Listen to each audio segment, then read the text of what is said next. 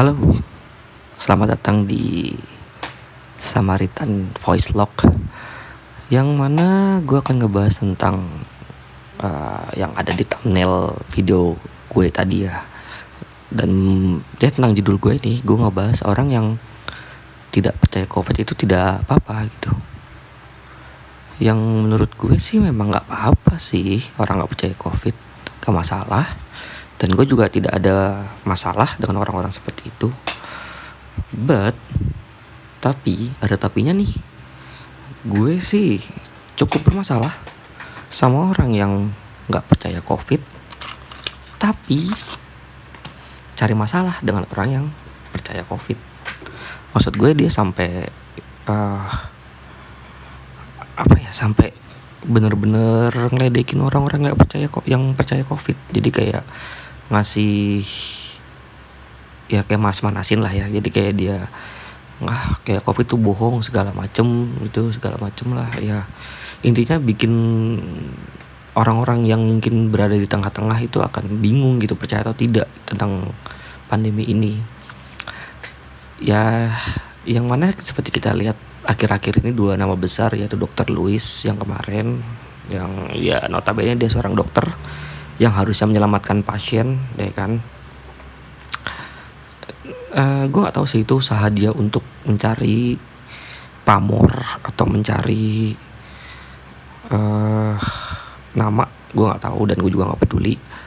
Tapi cara dia untuk menyebarkan berita kalau dia tidak COVID itu tidak ada, itu keterlaluan sih. Apalagi dengan nama dokternya dia kan. Maksud gue, daripada kalau emang lu dokter dan tidak percaya COVID, lebih baik diem aja. Karena banyak dari teman-teman lu yang masih bekerja untuk menyelamatkan para pasien-pasien yang terkena COVID gitu. Dan yang kedua adalah Billy Jerings, yang nama besar banget dari awal pandemi ya. Yang gue lucu adalah dia tuh udah masuk penjara dan pas keluar masih bertingkah. Yang paling konyol adalah yang dia bilang COVID itu penyakit yang di-endorse pemerintah. Maksud gue, mana ada pemerintah yang mau endorse penyakit gitu kan. Ya mungkin buat orang-orang yang mengaku dia COVID dan harus isoman dan share di sosmed, ya mungkin itu bentuk ngasih tahu aja gitu. Jadi kalau misalnya gue nggak ada, ya mungkin gue lewat karena COVID, atau mungkin gue lagi COVID nih jadi nggak bisa bikin konten, nggak bisa hibur kalian. Gue bakal mikir seperti itu aja sih. Jadi buat apa dipanas-panasin kayak di endorse ya gitu. Terus minta dibuktiin, ngapain gitu loh. Jadi gini, gue sangat tidak bermasalah dengan orang-orang yang di sekitar gue nggak pakai masker. Terus ditanya, mas kenapa nggak pakai masker? Saya nggak percaya COVID mas. Gue nggak masalah. Udah, gue bakal stop di situ dan gue bakal nanya lagi. Oh dia nggak percaya, ya sudah, seterah dia. Gue orang yang berada di tengah-tengah. Karena gue cuma berusaha menjadi orang yang berusaha menjadi seorang good Samaritans. Cuma berusaha menjadi orang Samaria yang baik hati. Dan gue paling kesel sama orang yang percaya COVID, karena COVID itu sebuah konspirasi untuk membuat rakyat patuh pada pemerintah. Itu konyol banget sih. Gak perlu pakai begituan. Kalau mau rakyat patuh sama pemerintah bisa pakai kekuatan otoriter. Seperti zamannya Pak D dulu. Zamannya Pak D ya, mungkin zamannya tahun-tahun 80-90 di Indonesia, yang ngomong dikit langsung diculik. Itu bisa aja kayak gitu. Kalau mau bikin patuh rakyat, ngapain harus pakai penyakit gitu. Yang notabene kerepotan juga. Pariwisata lumpuh, ekonomi mulai melumpuh gitu. Banyak pekerja yang kehilangan pekerjaannya, banyak yang meninggal juga, banyak nakes-nakes yang mulai berguguran gitu. Ya lucu gitu orang yang pakai konspirasi kayak gituan gitu. Gue sih lebih percaya konspirasi kalau COVID itu adalah sebuah senjata biologis yang dikembangkan oleh pihak mana, pihak superpower mana, pihak negara superpower mana gitu, terus dicoba di Wuhan atau memang bikin di Wuhan terus bocor gitu. Gue lebih percaya itu karena waktu awal COVID gue takut, jujur gue takut kalau itu beneran kena di gue. Dan gue nggak mau bilang itu penyakit alami, gue lebih percaya itu konspirasi, sebuah senjata yang bocor. Udah, menurut gue itu lebih baik dan lebih seru untuk dibahas gitu loh, daripada kita harus ngebahas kalau itu senjata, bukan senjata sih, buat program untuk membuat patuh masyarakat di dunia gitu. Dan konyolnya lagi, orang yang percaya kalau vaksin itu adalah menanamkan chipnya Bill Gates kepada orang-orang di seluruh dunia. Men, gini ya, bikin chip tuh gak murah.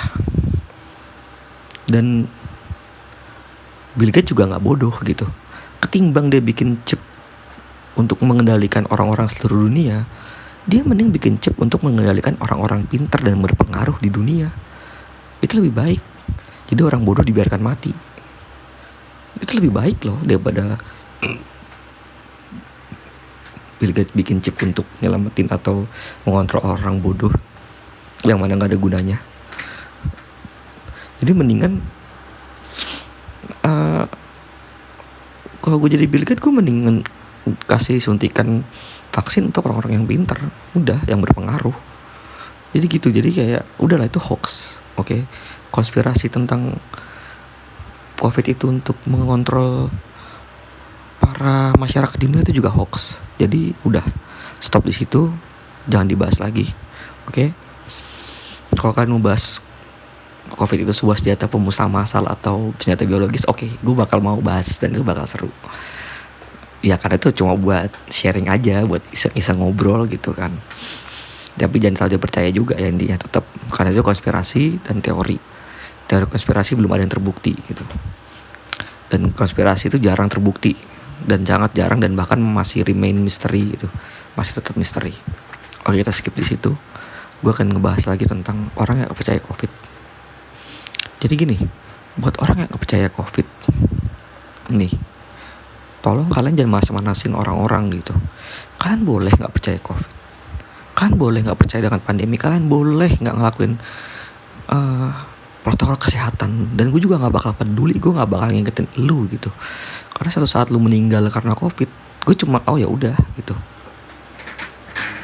loh, gue bakal gitu aja gitu. Tapi tolong jangan ngajak orang, jangan bikin berita, bikin sebuah pemikiran yang mengajak untuk orang-orang tidak percaya COVID. Karena banyak orang awam di dunia ini, di negara kita lah, maksudnya di negara kita ini, yang cuma ngikutin aja kata pemerintah. Kayak pemulung, dia tetap aja pakai tetap masker, nggak tahu masker itu sering diganti apa enggak.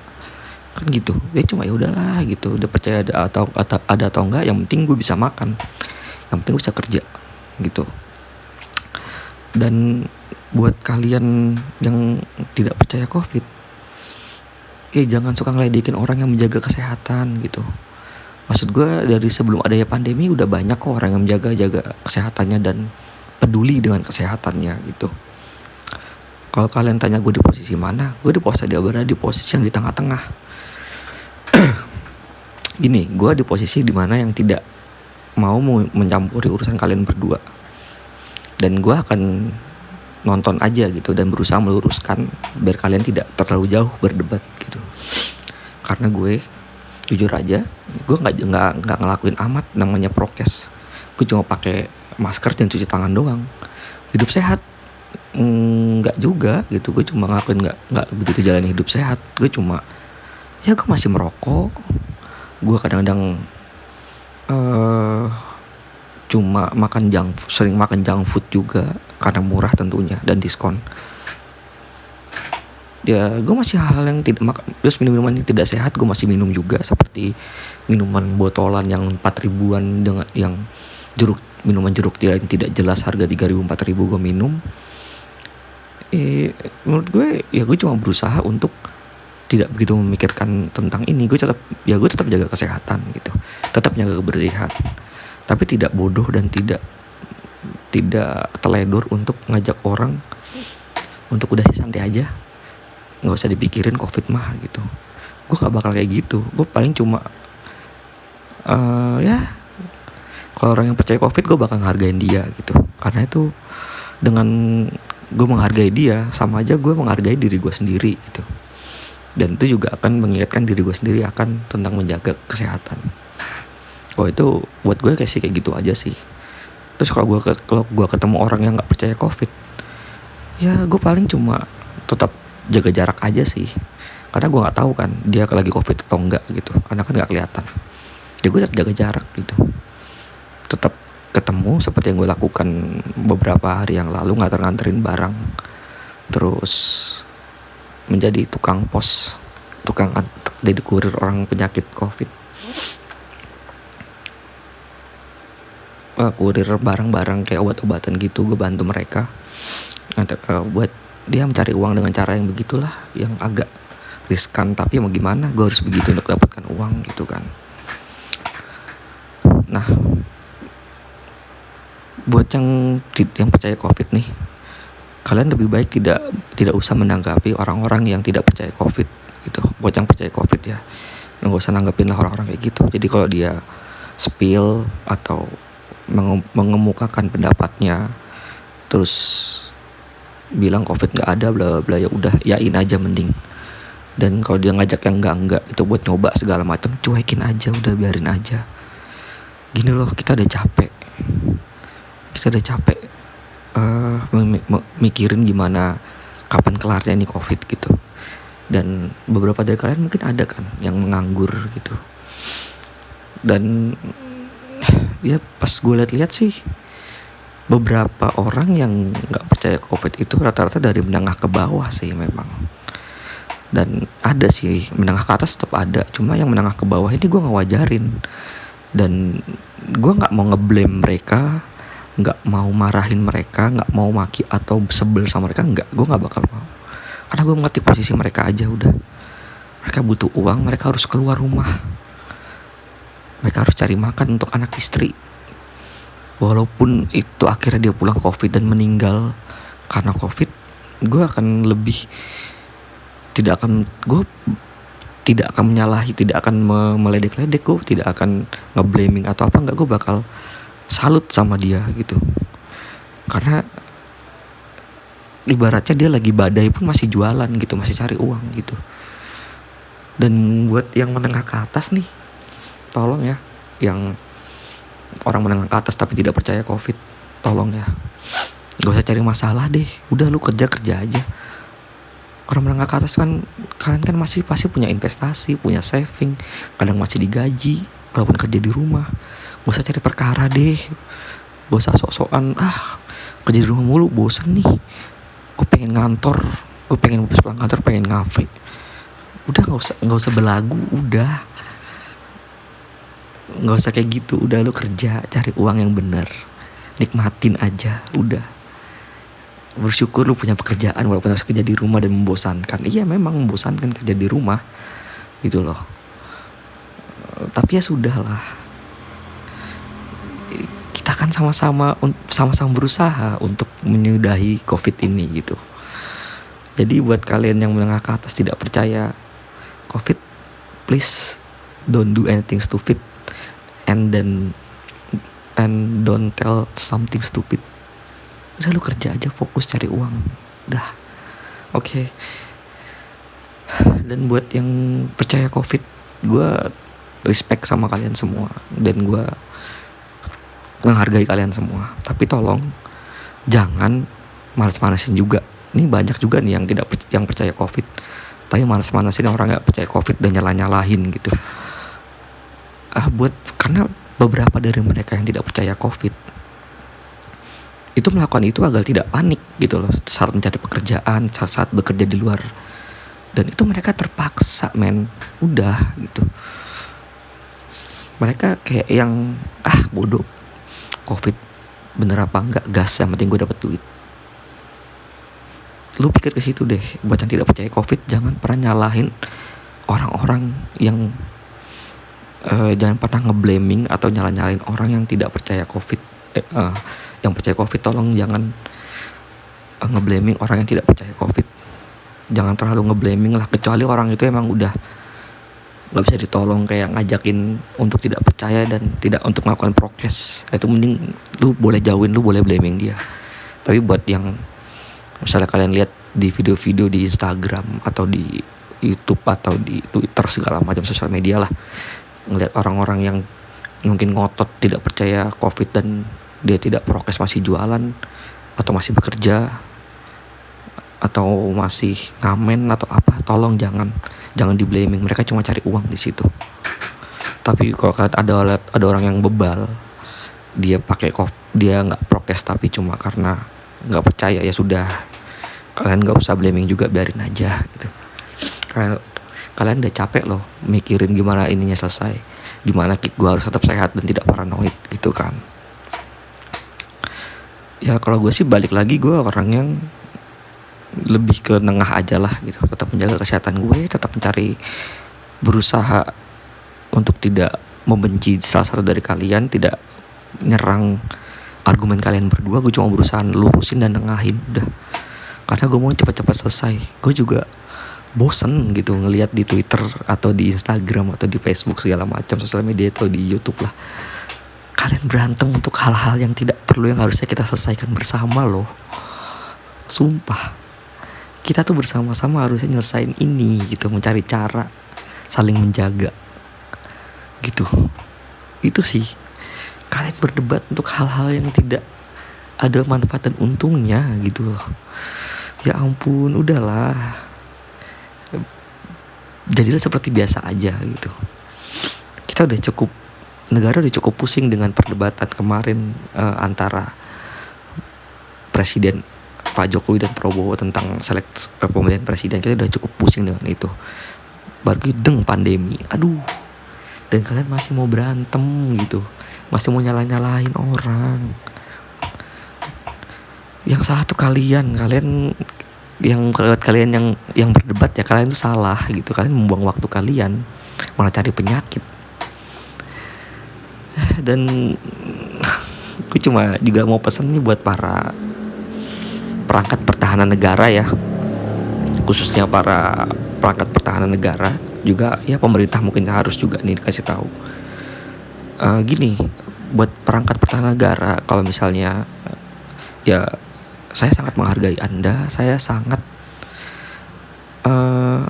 berterima kasih dengan Anda karena membantu menjalankan, menertibkan prokes atau lockdown segala macam itulah. Tapi tolong, kalau ngingetin rakyat kecil yang lagi jualan, pelan-pelan Pak, gak usah marah-marah. Gue tahu lu capek, rakyat juga capek. Lu kalau marah-marah, sama-sama capek. Sekarang rakyat udah pada berani Pak. Lu kalau marah-marah, rakyat bakal mikir lu otoriter. Gue berhak ngelawan lu gitu. Gue juga punya hak hidup di sini. Dia bakal pikir seperti itu. Rakyat sekarang udah pada pinter Pak, berani berargumen. Sejak zaman selesainya tahun 98, rakyat udah mulai pada berani Pak. Jadi tolonglah, buat para perangkat pertahanan negara yang membantu dalam menjalankan proses penertiban PPKM atau lockdown ini,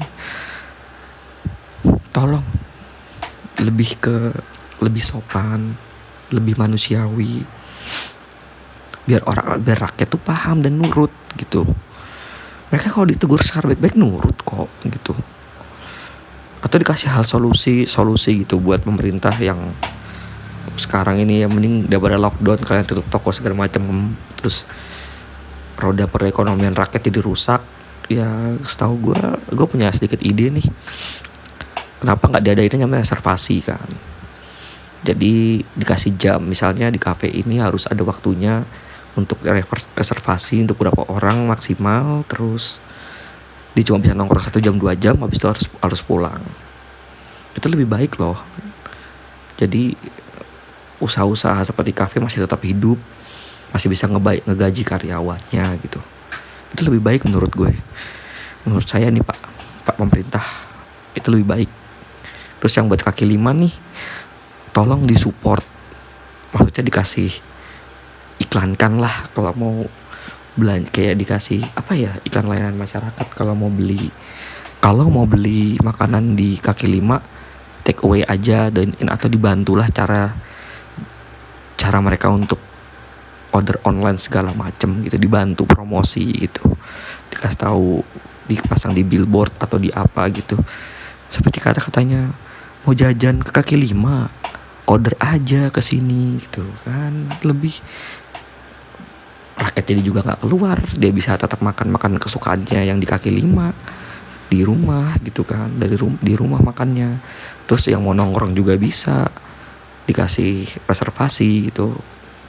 Nah, kalau kalian bilang, lah kok gitu bang, berarti lu dukung orang-orang kayak yang punya kafe dong? Enggak, gini loh, karena menurut gue orang-orang kafe yang punya kafe bagus dan tempatnya bersih itu kan mereka punya ruang tertutup dan pasti dibersihin terus dong, prokes pasti jalan banget dong gitu. Nah kalau di tempat di kaki lima kan di ruang terbuka yang notabene mungkin ada virus-virus yang keluar gitu atau gimana. Gue juga bukannya gue mojokin kaki lima, enggak gitu. Gue cuma ngasih solusi aja gitu, karena kalau kaki limanya punya ruang ketutup mah ya udah gitu, boleh-boleh aja, mungkin pemerintah bisa ngasih izin gitu. Ya gue cuma ngasih saran aja cara terbaik untuk tetap mendapatkan keuntungan gitu. Karena ya itu tadi, kalau yang nongkrong pun ya mungkin dibatasin, satu kafe cuma maksimal 10 orang, itu juga dibatasin muter. Dan kalau mau diketatin lagi harus punya kertas surat swab antigen segala macem, atau tes swab segala macem lah. Yang penting orang itu sehat dan diperbolehkan nongkrong di situ. Ya gimana lah pokoknya, intinya kayak gitu untuk menekan keramaian, intinya sih di situ. Karena intinya gue adalah menekan keramaian gitu. Karena solusi gue sebenarnya adalah menekan keramaian tapi tetap mendapatkan keuntungan. Nah itu sih kalau gue, menurut gue sih kayak gitu. Oke, kita balik lagi dengan yang percaya atau tidak percaya COVID. Jadi buat kalian berdua, stop ya, sudah stop lah untuk tidak mencari masalah, untuk tidak saling cari masalah.